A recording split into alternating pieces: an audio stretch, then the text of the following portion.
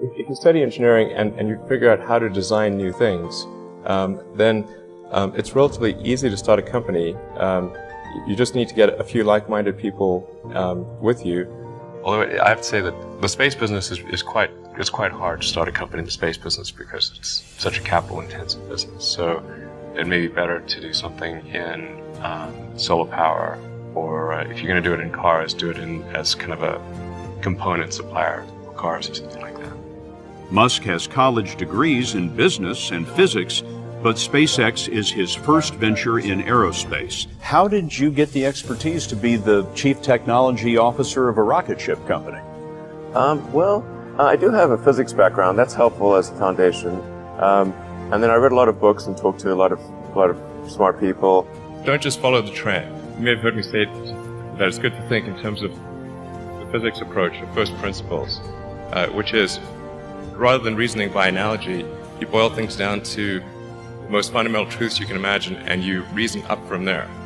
And this is a good way to figure out if something really makes sense, or if it's just what everybody else is doing.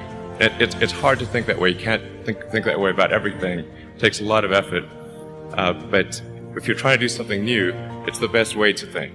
And that framework was developed by physicists to figure out counterintuitive things like quantum mechanics. So it's really a powerful method.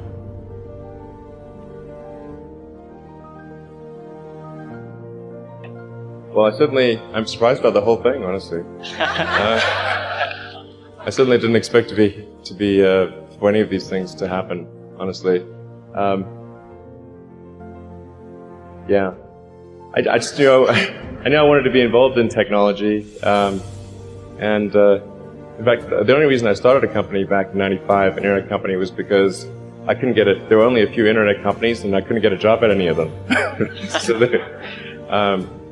I tried to get a job at Netscape, and sent my resume in and tried hanging out in the lobby, but I was too shy to talk to anyone.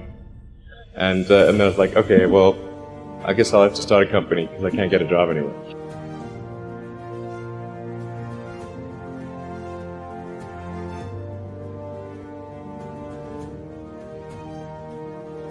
I wouldn't say I'm fearless.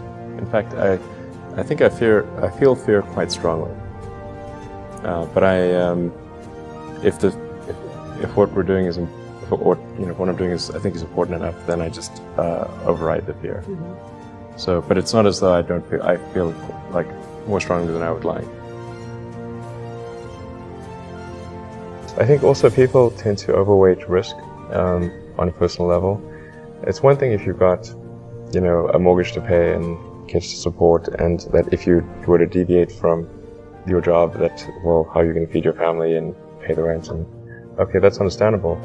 But let's say you're young and you're just coming out of college or coming out of high school or whatever. What do you risk?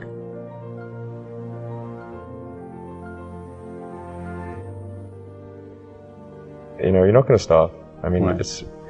It's really certainly not in any kind of modern economy. It's so easy to earn enough money just to live somewhere and eat food. I don't know what are they afraid of? They're mostly afraid of failure, I think.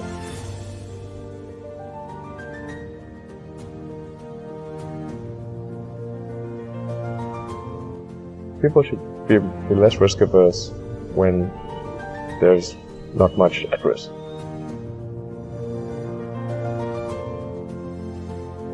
What is education? Like, you're basically downloading data and algorithms into your brain, and it's actually amazingly bad in conventional education. It's like, it shouldn't be like this huge chore. Like, the more you can gamify the process of learning, the better.